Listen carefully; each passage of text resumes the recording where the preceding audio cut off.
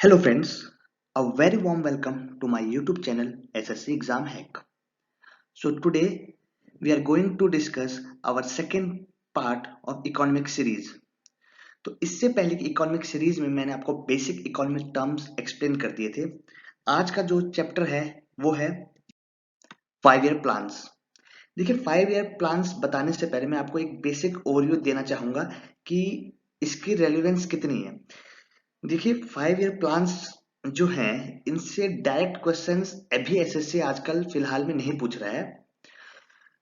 और अगर आप 5 ईयर्स प्लान्स पढ़ने बैठे तो ये अपने आप में ही एक बहुत हरकुलिन टास्क है, क्योंकि हर 5 ईयर प्लान्स में कुछ ना कुछ ऑब्जेक्टिव्स रखे गए थे और वो अकम्प्लिश हुए कि नहीं हुए। मैंने ये जो वीडियो बनाई है ना, इसमें मैंने ये चाहा है कि आप 5 ईयर प्लान समझे, लेकिन उसके साथ साथ आप और भी कुछ इंपॉर्टेंट क्वेश्चंस आपके कवर हो जाएं जो कि 5 ईयर प्लान से रिलेटेड ही हैं और ये एसएससी उनसे क्वेश्चन पूछता है। तो आप जैसे जैसे वीडियो देखते रहेंगे ना तो आपको समझ आएगा। देखिए स्टार्ट करने से पहले एक नोट और दूंगा। अभी आप जो स्लाइड्स देखेंगे ना उसमें जो ग्रीन पेन से जो मार्क किया हुआ है वो एसएससी के पॉइंट ऑफ व्यू से मोस्ट इंपॉर्टेंट है। तो चलिए हम सेशन स्टार्ट करते हैं। देखिए सबसे पहले मैं आपको 5 ईयर प्लान्स की एक ब्रीफ हिस्ट्री बता देता हूं, ठीक है। एक्चुअल में जो 5 ईयर प्लान्स का जो कंसेप्ट है ना, ये किस लिए किया जाता है, ये देखिए कोई भी नेशन की इकोनॉमिक प्रोग्राम का एक फिक्स ये लोग स्ट्रक्चर बनाते हैं कि हम अगले 5 साल में हम कहां से कहां पहुंचेंगे और हमें क्या क्या करना है। तो 5 ईयर प्लान का मीनिंग ये हुआ। अगर हम इसकी शुरुआत की बात करें ना तो ये रशिया में इसकी स्टार्ट हुई थी। 5 ईयर प्लान्स का जो फिनोमिना था या जो ये स्ट्रक्चर है 5 ईयर प्लान्स का, ये रशिया में स्टार्ट किया गया था और इसको स्टार्ट करने वाले थे जोसेफ स्टालिन, जो कि उस टाइम सोवियत यूनियन के हेड थे। उन्होंने 1928 में फर्स्ट 5 ईयर प्लान इंप्लीमेंट किया। उसके बाद धीरे धीरे ये बाकी देशों में भी इंप्लीमेंट किया जाने लगा। भारत में पहली बार जो 5 ईयर प्लान इंप्लीमेंट किया गया वो था 1951 में और ये 2017 तक इंप्लीमेंट हुआ। जैसे कि मैंने आपको यहाँ लिखा हुआ है, इंडिया में टोटल 12 5 ईयर प्लान अभी तक लॉन्च किए गए थे, क्योंकि अब प्रेजेंट डे में अब 5 ईयर प्लान लॉन्च नहीं होते हैं। तो ये 1951 से 2017 तक लॉन्च किए गए। इनके बारे में एक जानकारी ये है कि जो 5 ईयर प्लान जो इंडिया में थे, ये प्लानिंग कमीशन, देखिए प्लानिंग कमीशन एक कमिटी हुआ करती थी जिसके हेड प्रेसिडेंट होते थे हैं, और बाकी जो सभी स्टेट्स के जो सीएम्स होते थे वो उसके एक हिसाब से उसके मेंबर्स हुआ करते थे। तो ये जो प्लानिंग कमीशन थी ये 5 ईयर प्लान्स इंप्लीमेंट करती थी। लेकिन क्या हुआ 2015 में जब मोदी गवर्नमेंट आई, उसके बाद उन्होंने प्लानिंग कमीशन को खारिज कर दिया कि अब कोई भी प्लानिंग कमीशन नहीं होता है। उसकी जगह उन्होंने क्या फॉर्मेशन कर दी, नीति आयोग। तो देखिए एक क्वेश्चन तो यही बन गया ना कि प्लानिंग कमीशन कब अबॉलिश हुआ, 2015 में। प्लानिंग कमीशन को किसने रिप्लेस किया, नीति आयोग ने। और आपको इसमें से क्या ध्यान रखना है कि 2017 में लास्ट 5 ईयर प्लान इंप्लीमेंट हुआ था जो कि 12th था। तो अब हम सारे 5 ईयर प्लान्स को एक एक करके डिस्कस करते हैं। देखिए लिखा बहुत सारा है, पर मैंने आपको पहले बताया जो ग्रीन वाला वो मोस्ट इंपॉर्टेंट है, ठीक है। तो देखिए आपको 5 ईयर प्लान्स में क्या क्या देखिए चीजें पूछ सकता है एग्जाम से, आपको वो चीज एक बार मैं पहले बता देता हूं। देखिए कोई कोई 5 ईयर प्लान्स को ना किसी और नाम से भी जाना जाता है, जैसे फर्स्ट 5 ईयर प्लान्स को हेरोड डोमर मॉडल के नाम से जाना जाता है। तो ये अगर किसी 5 ईयर प्लान का कोई स्पेसिफिक नाम है ना तो वो आपके लिए इंपॉर्टेंट है। किसी 5 ईयर प्लान्स में कोई अगर प्राइम मिनिस्टर है तो वो इंपॉर्टेंट है, ओके। और अगर उसमें कोई चीज लॉन्च हुई है वो सब इंपॉर्टेंट है। तो ये सब मैं आपको बताता रहूंगा। तो देखिए जो फर्स्ट 5 ईयर प्लान था, यानी 5 साल का जो प्लान था वो 1951 से 1956 के बीच में था। इसी प्लान को हेरोड डोमन मॉडल के नाम से भी जाना जाता है। उस टाइम के जो प्राइम मिनिस्टर थे वो थे जवाहरलाल नेहरू। अगर हम बात करें कि जो ये 5 ईयर प्लान था फर्स्ट वाला, वो किस सेक्टर को स्पेसिफाई करता था, सेक्टर आपको पता है ना, प्राइमरी सेकेंडरी टर्सरी। तो ये जो फर्स्ट 5 ईयर प्लान था ये प्रिसाइजली आपका एग्रीकल्चर को एग्रीकल्चर को सपोर्ट करने के लिए लॉन्च किया गया था। तो ये क्वेश्चन पूछा जाता है कि फर्स्ट 5 ईयर प्लान में किस सेक्टर को बहुत ज्यादा अहमियत दी गई थी, तो ये आपका रहेगा एग्रीकल्चर सेक्टर। इसे हेरोल्ड डोमर मॉडल के नाम से भी जाना जाता है। देखिए, जो फर्स्ट 5 ईयर प्लान था उसका बजट था 2069 करोड़, जिसे बाद में 2378 करोड़ कर दिया गया था।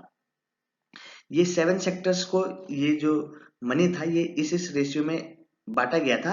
आप इसमें देखेंगे कि एग्रीकल्चर को सबसे ज्यादा दिया गया था 27%। ठीक है, बात करें इस 5 ईयर प्लान में और क्या हुआ। देखिए, इस 5 ईयर प्लान में ना बहुत सारे इरिगेशन प्रोजेक्ट्स लॉन्च किए गए थे, जैसे भाखड़ा नंगल, हीराकुड, मेटू डैम और दामोदर वैली प्रोजेक्ट्स। तो देखिए, अगर आपसे कभी पूछा जाए ना कि किस 5 ईयर प्लान के अंतर्गत डैम्स को फॉर्म किए गए थे, अगर इनसे कोई डैम पूछे भाखड़ा नंगल, हीराकुड, दामोदर, तो आप सीधा आंसर लगाएंगे फर्स्ट 5 ईयर प्लान के अंडर ये सब चीजें लॉन्च की गई थी।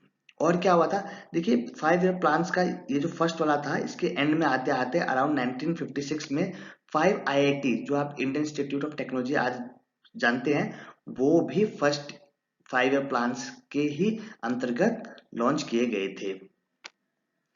इससे देखिए क्या क्वेश्चन एक और बन सकता है। देखिए, जो कोई भी 5 ईयर प्लान्स पहले अगर लॉन्च करते उससे पहले हम एक टारगेट सेट करते थे कि हम इसमें इतने परसेंट हम ग्रोथ पाएंगे। तो इसका जो टारगेट ग्रोथ रखा गया था वो रखा था 2.1%, पर इसने जो ग्रोथ रेट अचीव की वो की 3.6%, जो अपने आप में शो करता है कि ये एक हाईली सक्सेसफुल 5 ईयर प्लान रहा। आई थिंक आपको ये क्लियर हो गया होगा। आगे है सेकेंड 5 ईयर प्लान। सेम, इसका ड्यूरेशन 56 to 61 था।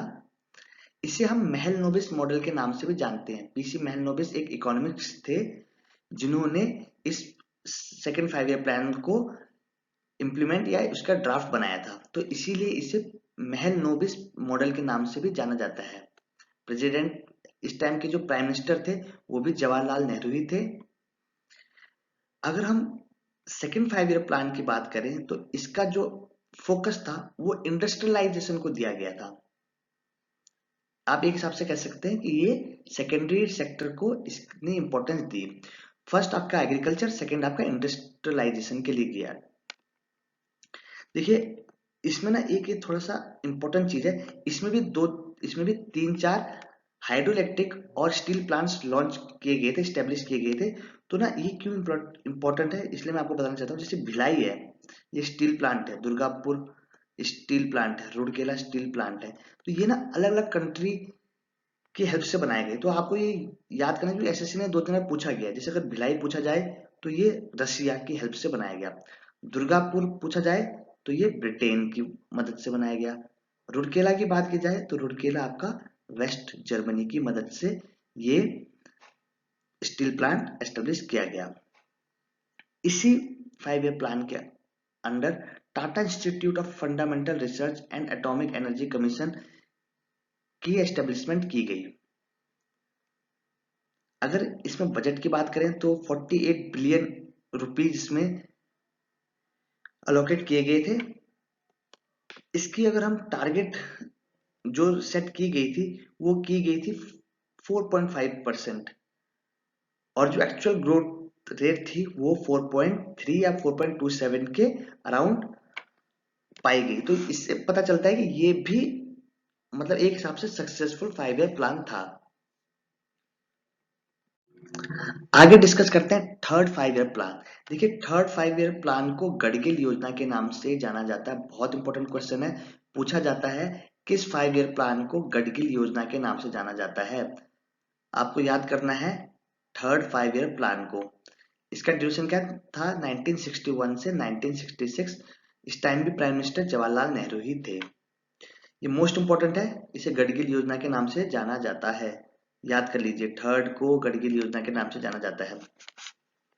अगर हम इस थर्ड ईयर प्लान की बात करें तो ये एक डिजास्टर 5 ईयर प्लान रहा। क्यों? इसके रीजन थे क्योंकि ये जो पीरियड था 61 to 66 का, ये एक वार प्रोन एरिया टाइम था। वार प्रोन मतलब उस टाइम युद्ध हो रहे थे। कौन कौन से देखिए, एक तो सिनो इंडिया वार मतलब चाइना इंडिया वार हुई थी 1962 की, ठीक है। इसकी वजह से क्या हो गया, जो पैसा था वो ऑब्वियसली बात, अगर युद्ध होता है तो पैसा फिर युद्ध में भी लगाना पड़ता है। उसके बाद देखिए पाकिस्तान से युद्ध करना पड़ा 65-66 में, ठीक है, ये कारण ये हो गया। फिर एक 1965 में एक बहुत बड़ा अकाल आ गया, सूखा पड़ गया। तो ये सारी जो कंडीशंस थे ना, उसकी वजह से अल्टीमेटली क्या हुआ, जो ये 5 ईयर प्लान था थर्ड वाला, ये एक फेलियर साबित हुआ। अगर हम बात करें तो इसका जो टारगेट ग्रोथ रेट था वो 5.6% रखा गया था, लेकिन एक्चुअल ग्रोथ सिर्फ 2.4% ही पाई गई, ठीक है। तो ये दिखाता है कि जो थर्ड 5 ईयर प्लान था वो एक फेलियर था। अब क्या हुआ देखिए, ऑब्वियसली बात है कि जब 66 आते आते जो इंडियन इकोनॉमी में थी उसकी जो हालत थी वो खराब हो चुकी थी। क्यों? क्योंकि एक तो इतने सारी वॉर्स हो रही थी और ड्राउट भी पड़ा था। तो इसी जो थर्ड 5 ईयर प्लान की जो फेलियर थी उसकी वजह से जो 5 ईयर प्लान था उनको थोड़े टाइम के लिए बंद कर दिया गया, या आप कह सकते हैं कि उन्हें हॉलीडे पे भेज दिया गया। इसलिए इसे प्लान हॉलीडेज कहा जाता है। ये 3 साल का पीरियड 66 to 69 का। तो ये आपको याद करना है कि जो 66 से 69 का पीरियड है उसे हम प्लान हॉलीडे के नाम से जानते हैं।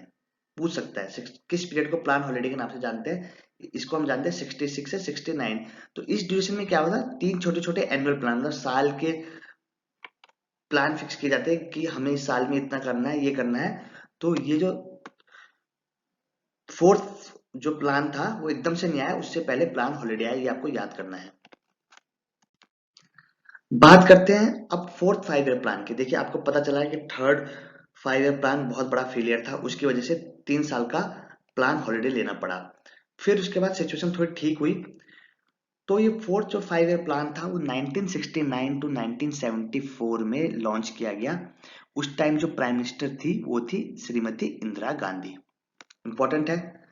देखिए ये क्यों इंपॉर्टेंट है फोर्थ 5 ईयर प्लान, क्योंकि इसमें ना 3-4 ऐसे ऐसे चीजें हुई है जो एसएससी ना डायरेक्ट क्वेश्चन पूछता है। देखिए सबसे पहले क्या हुआ था, जो ये पीरियड था 69 का, उसमें 14 जो बैंक थे वो नेशनलाइज किए गए। तो ये नेशनलाइजेशन ऑफ बैंक्स किया गया 1969 में, जिसमें 14 बैंक्स किए गए थे। देखिए जो नेशनलाइजेशन ऑफ बैंक्स वगैरह है उसमें मैं आपको एक पूरी वीडियो बनाऊंगा बैंकिंग की, उसमें मैं आपको सब समझाऊंगा। तो अभी आप ये याद कर लीजिए कि जो फोर्थ 5 ईयर प्लान था उसमें 14 बैंक नेशनलाइज किए गए थे। जो ग्रीन रेवोल्यूशन की जो स्टार्टिंग आप कह सकते हैं वो भी इसी फोर्थ 5 ईयर प्लान से रिलेटेड है। उसके बाद देखिए इस पीरियड में एक तो बांग्लादेश को आजाद कराने के लिए एक लड़ाई भी लड़ी गई पाकिस्तान से, ठीक है। तो ये थोड़ा इसकी वजह से आप कह सकते हैं कि सिचुएशन थोड़ी खराब हुई होगी। और क्या चीज इंपॉर्टेंट है फोर्थ 5 ईयर प्लान में, देखिए स्माइलिंग बुद्धा करके इंडिया का फर्स्ट न्यूक्लियर टेस्ट है। ऐसा ये क्वेश्चन बहुत बार पूछा गया एसएससी में कि इंडिया का फर्स्ट जो न्यूक्लियर टेस्ट था उसे किस नाम से जाना जाता है। तो इसे जाना जाता है स्माइलिंग बुद्धा के नाम से, जो हुआ था पोखरण में। कब हुआ था? 18 मई 1974 को। तो ये फोर्थ 5 ईयर प्लान के अंडर ही हुआ था। अंडर मतलब ऐसा पहले फिक्स नहीं किया था, लेकिन ये इस ड्यूरेशन में हुआ। तो ये आपको याद करना जरूरी है कि स्माइलिंग बुद्धा इंडिया का first nuclear test fourth 5 year plan के अंडर हुआ था। देखिए ग्रोथ रेट का जो टारगेट था वो 5.6% रखा गया था, पर पाया गया, अचीव किया गया ओनली 3.3%। तो दिखाता है कि एक टाइप से ये जो फोर्थ 5 ईयर प्लान था वो इतना सक्सेस नहीं हुआ। फिर आता है आपका फिफ्थ 5 ईयर प्लान। इसका जो ड्यूरेशन था ये था 1974 to 79। इस टाइम जो प्राइम मिनिस्टर थे वो थे इंदिरा गांधी एंड मोरारजी देसाई। देखिए दो प्राइम मिनिस्टर स्पेसिफिकली मैंने यहाँ क्यों लिखा है ये मैं भी आपको आगे एक्सप्लेन करता हूँ। गरीबी हटाओ, इस प्लान को हम गरीबी हटाओ का स्लोगन इसी प्लान से आया था। ये एसएससी का one of the most favourite question है, ठीक है। तो याद करने का देखो तरीका, मैं तो ऐसे इसको बनाया था, गरीबी हटाओ अपने आप में एक स्पेसिफिक टर्म है, और 5 ईयर में 5 और फिफ्थ 5 ईयर प्लान, तो मतलब ये भी एक यूनिक सा ही है। जैसे 1 2 3 4 है, अब 4 और 5 अलग अलग है, लेकिन 5 और 5 थोड़ा एक यूनिक बन रहा है ना, कि पांचवा भी प्लान और 5 ही साल का प्लान है। तो ये यूनिक है, तो मैंने ऐसे याद किया था कि यूनिक में ही गरीबी हटाओ हुई है, तो मैंने इसको ऐसे याद किया। चलिए अब डिस्कस करते हैं। तो जो फिफ्थ 5 ईयर प्लान था, इसका जो इम्फेसिस था वो गरीबी को हटाना था। कैसे? कि इसके अंदर में ये था कि हम ज्यादा से ज्यादा एम्प्लॉयमेंट देंगे। अब अगर हम बात करें कि इस फिफ्थ ईयर प्लान में क्या हुआ, देखिए ड्यूरेशन था इसका 74 टू 79, लेकिन क्या हुआ 78 आते आते जो इंदिरा गांधी थी वो हार गई और मोरारजी देसाई की जो सरकार थी वो सेंटर में आ गई।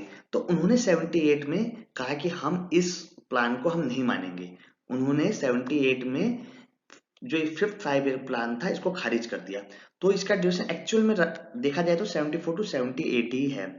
इस प्लान के अंदर देखिए एक तो क्या हुआ, नेशनल हाईवे सिस्टम जो आपके अभी प्रेजेंट एनएच जो सिस्टम है वो उसकी जो मतलब प्रॉपर हम कह सकते हैं कि शुरुआत जो की गई वो इसी प्लान के अंतर्गत की गई। इसमें देखिए एक बहुत अच्छा एक चीज हुई इस फिफ्थ 5 ईयर प्लान में, ये था मिनिमम नीड्स प्रोग्राम। ठीक है, तो इस पे एक तो देखिए आपको एक चीज याद कर लीजिए, जो मिनिमम नीड्स प्रोग्राम का जो फिनोमेना है ये डीपी धर करके इकोनॉमिस्ट उन्होंने दिया था। ये क्या कहता था कि कुछ बेसिक चीजें तो हर किसी को भी ही मिलनी चाहिए। तो ये जो एमएनपी था, मिनिमम नीड्स प्रोग्राम का ये जो स्ट्रक्चर था या ये जो चीज भारत में इंट्रोड्यूस हुई, ये फिफ्थ 5 ईयर प्लान में इंट्रोड्यूस की गई। तो इसमें दो चीज इंपॉर्टेंट, एक तो इसे गरीबी हटाओ कहते हैं और इसमें एमएनपी मिली फिफ्थ 5 ईयर प्लान में। इसका जो टारगेट ग्रोथ रेट था वो 4.4% रखा गया था, पर एक्चुअल ग्रोथ जो पाएगी 4.8%, जो बताता है कि एक सक्सेस था। अब देखिए मैंने आपको बता दिया कि जो फिफ्थ 5 ईयर प्लान था वो 78 में खत्म हो गया। एक्चुअली उसको 79 तक होना था, लेकिन जनता पार्टी के जो प्राइम मिनिस्टर थे मोरारजी देसाई, उन्होंने माना नहीं, तो उन्होंने 78 में खत्म कर दिया और उसके बाद उन्होंने 78 से 80 तक अपना एक रोलिंग प्लान लॉन्च किया।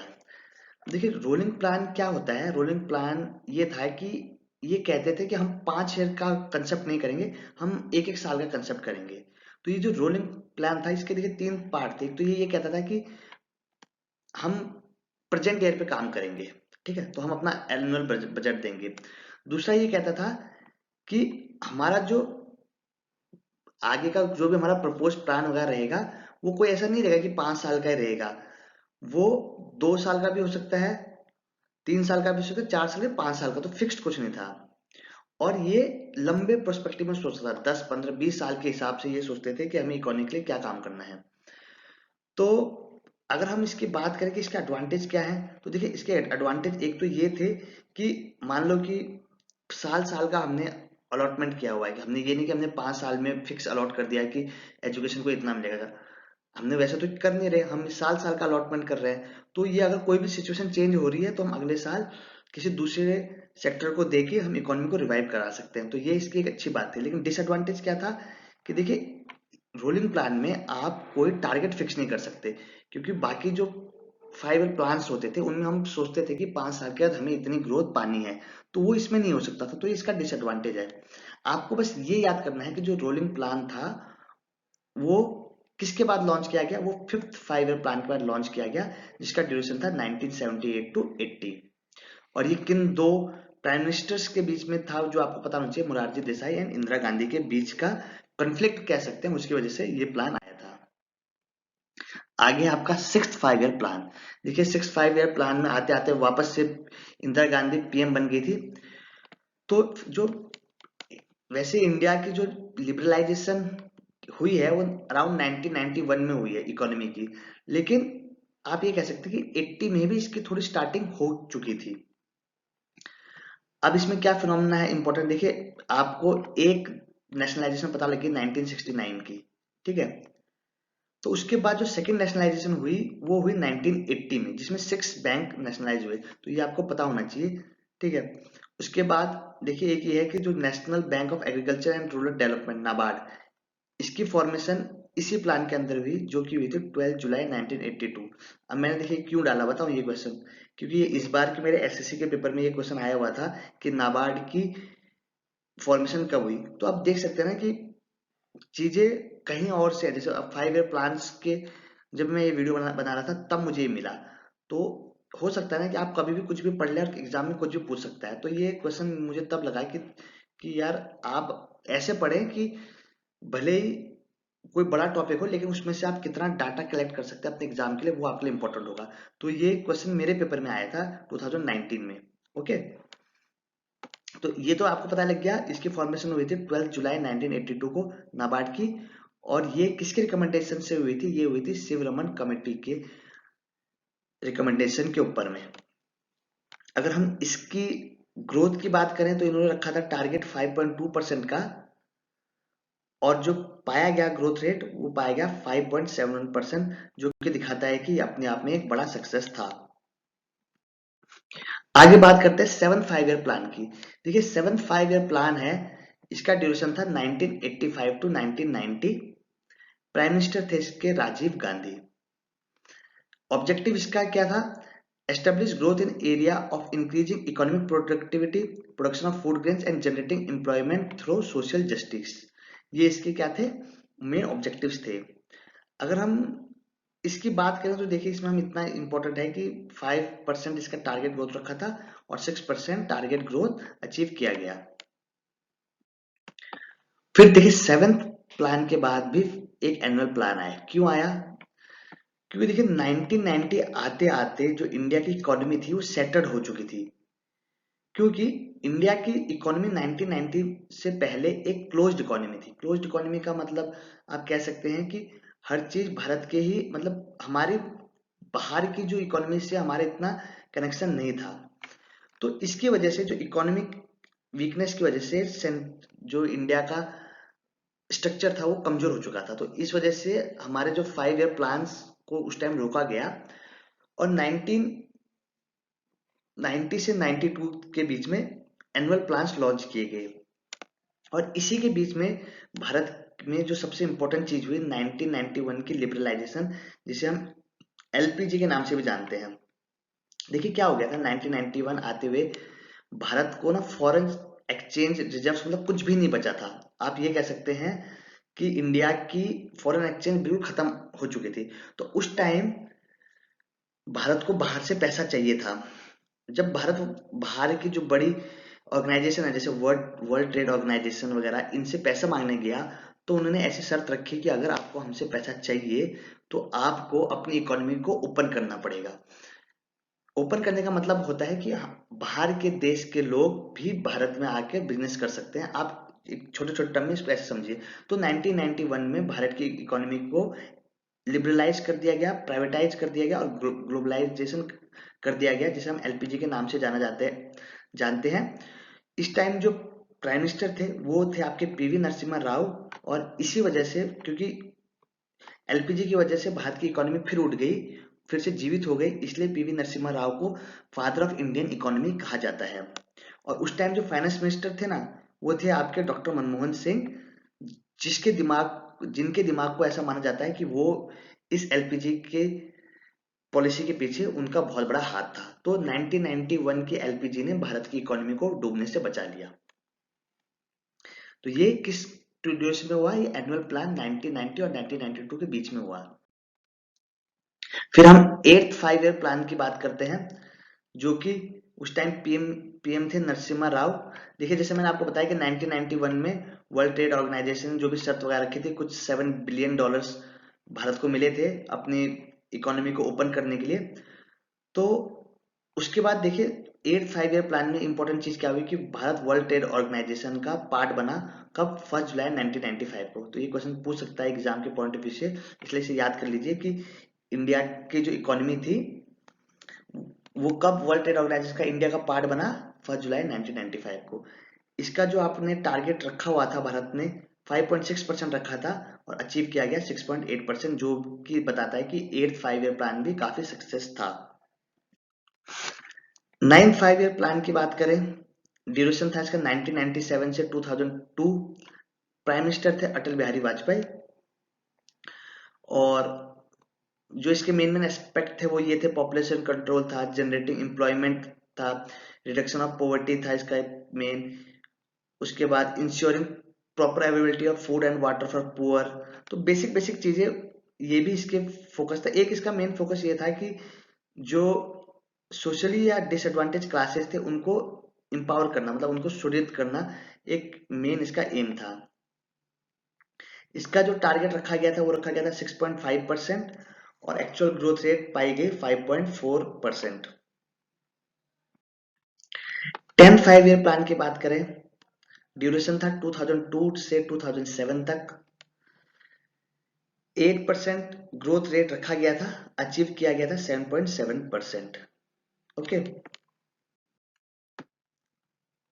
11 5 ईयर प्लान की बात करें, ड्यूरेशन 2007 से 2012 तक, पीएम थे मनमोहन सिंह। टारगेट ग्रोथ की बात करें 9% और जो अचीव की गई वो की गई 8%। 12 5 ईयर प्लान की बात करें, ड्यूरेशन था 2012 से 2017। देखिए 12th वाला याद करने के लिए आपको बड़ा आसान हो जाएगा, 12 भी था और 2012 में ही आया था, ठीक है ना, तो ऐसे याद कर लेना। कम से कम अगर ये भी याद हो गया तो आप आगे पीछे के थोड़ा बहुत कैलकुलेशन करके निकाल लेंगे। तो मेन ये था कि ये लास्ट 5 ईयर प्लान था, ठीक है, और उसके बाद से जो ये 5 ईयर प्लान का जो कंसेप्ट था ये खत्म हो गया 2017 में आते आते। और अभी कोई भी 5 ईयर प्लान भारत में नहीं होते हैं। अभी जो भी पॉलिसीज होती है वो नीति आयोग द्वारा की जाती है। नीति आयोग ने किसको रिप्लेस किया, ये आप नीति आयोग ने आपका प्लानिंग कमीशन को रिप्लेस किया। देखिए अगर आपने भी ये वीडियो देखी तो आपको ऐसा लगा होगा कि 7 8 प्लानिंग कमीशन तक तो बहुत कुछ डीप डीप चीजें बताया, बाकी मैंने जनरल सा ओवरव्यू कवर कर दिया। देखिए मैं आपको फैक्ट बताता हूँ, आप एसएससी की तैयारी कर रहे हैं, एसएससी में फैक्ट बेस आता है। 8 5 ईयर प्लान तक आपके पास बहुत फैक्ट हैं और कुछ कुछ ऐसी चीजें हैं जो एग्जाम के पॉइंट ऑफ व्यू से जरूरी है, तो मैंने वो एक्सप्लेन करना ज्यादा इंपॉर्टेंट समझा, मैंने उसको टाइम ज्यादा दिया है। बाकी के 5 ईयर प्लान आप थोड़ा ड्यूरेशन याद कर लीजिए। अभी तक मैंने जितने पेपर देखे मैंने नहीं कभी देखा कि कोई 11th या 12th 5 ईयर प्लान से कोई क्वेश्चन आया हो इतना डीप का। बाकी देखिए मैं अभी मेरा मानना ये है, टाइम है आप पढ़िए, जितना पढ़ेगा उतना आपके लिए बेनिफिट है। अगर टाइम नहीं है तो कम से कम 1 से लेके 8 वाले को तो आप एक बार अच्छे से कवर कर लेना। तो फ्रेंड्स इस वीडियो में इतना ही। आपको वीडियो अच्छी लगी तो लाइक कीजिए और चैनल को सब्सक्राइब कीजिए। Thank you and all the very best.